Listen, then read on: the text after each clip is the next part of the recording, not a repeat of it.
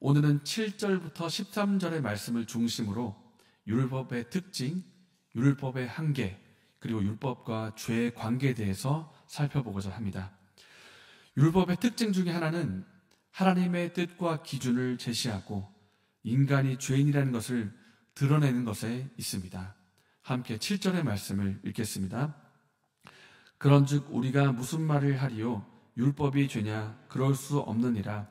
율법으로 말미암지 않고는 내가 죄를 알지 못하였으니 곧 율법이 탐내지 말라 하지 아니하였더라면 내가 탐심을 알지 못하였으리라. 율법이 탐내지 말라 하지 않았더라면 내가 탐심을 알지 못하였으리라. 율법의 역할 중에 하나는 하나님의 뜻과 기준이 무엇인지를 명확히 제시하고 그 기준에 어긋나는 것을 죄로 드러내는 것에 있습니다.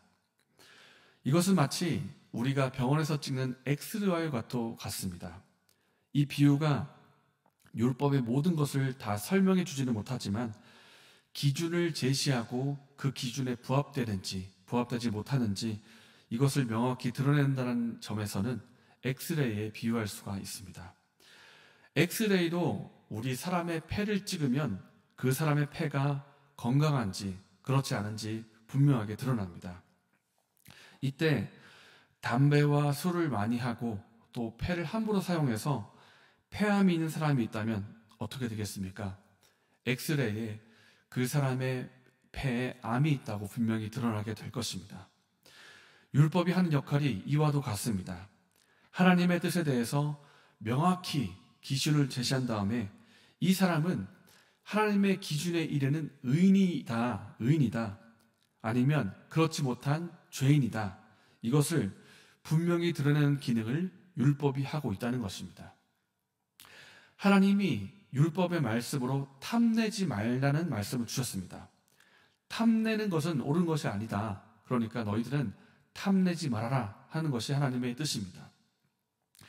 이렇게 탐내지 말라고 하는 율법이 우리에게 제시가 되면 이 기준을 통해서 우리의 마음이 드러나는 것입니다. 이 사람의 마음은 탐심이 있다. 이 사람의 마음에는 탐심이 없다 하는 것이 드러납니다. 마치 엑스레이와도 같은 것입니다.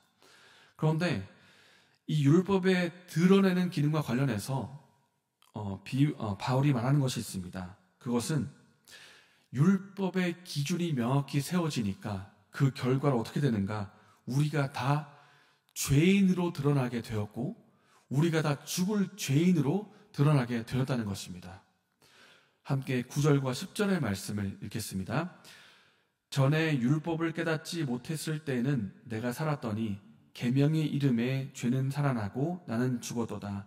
생명에 이르게 할 그 계명이 내게 대하여 도리어 사망에 이르게 하는 것이 되었도다. 율법이 없을 때는 내가 몰랐는데 율법이 우리에게 하나님의 명확한 기준을 제시하니까 그 기준 앞에 우리가 다 죄인으로 드러나게 되었다는 것입니다.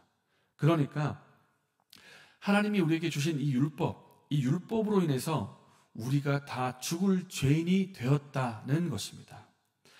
왜 우리가 다 죽을 죄인이 되었을까요? 원래부터 아담 이후로 모든 사람이 다 죄성을 가지고 죄를 짓고 태어난 죄인들인데 원래 다 죽을 죄인이지만 율법이 그것을 명확하게 드러냈기 때문입니다. 몰랐다가 율법을 통해서 명확히 알게 되었다는 것입니다. 그러면 이 율법에 대해서 이런 말도 할 수 있을 것입니다. 율법이 잘못했네. 율법이 없었다면 우리가 죄인으로 드러나지 않았을 텐데 괜히 율법이 우리에게 기준을 줬기 때문에 그 기준 때문에 우리가 다 죄인이 되었네. 그러니까 율법이 잘못했네. 그러나 이것이 맞는 말입니까? 이것은 마치 폐암을 두고 이렇게 말하는 것과 같습니다. 엑스레이가 잘못했네. 괜히 엑스레이가 찍어가지고 우리가 다 폐암에 걸린 사람이 됐네. 애초에 엑스레이를 찍지 말았어야 됐다. 엑스레이가 잘못한 것이 아니죠. 술을 마시고 담배를 함부로 피우고 폐를 함부로 망가뜨린 그 사람이 문제이지 엑스레이가 문제가 아닙니다. 그러니 잘못된 삶을 고치고 폐를 새롭게 고쳐야지 엑스레이를 안 찍는다고 이것이 될 일이 아니죠. 율법의 기준 앞에 사람이 죄인으로 다 드러납니다. 이것은 원래부터 우리가 죄인이기 때문입니다. 그런데 율법이 잘못했다 말할 것이 아니고 율법의 뜻을 어기고 있고 죄를 짓는 사람의 문제입니다. 사람의 문제이고 죄를 짓는 그 사람의 죄성이 문제인 것입니다. 그러니 사람이 죄를 버리고 그 죄성을 고쳐야지 율법은 하나님이 주신 거룩한 것이고 의로운 것입니다. 율법이 잘못된 것이 아니라는 뜻입니다. 이렇게 율법은 거룩하고 의로운 것이고 하나님의 분명한 기준을 제시하고 있지만 율법에는 한계가 있습니다. 지금부터 한계를 말씀드립니다.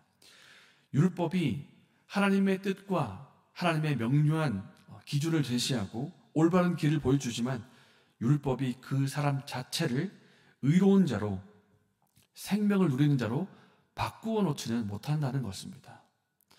엑스레이가 사람을 명확히 진단하고 그 상태가 무엇인지를 보여주지만 엑스레이를 많이 찍는다고 해서 폐암에 걸린 사람이 건강한 폐가 되지 않는 것처럼 율법이 그 사람 자체를 바꾸어 놓지 못합니다.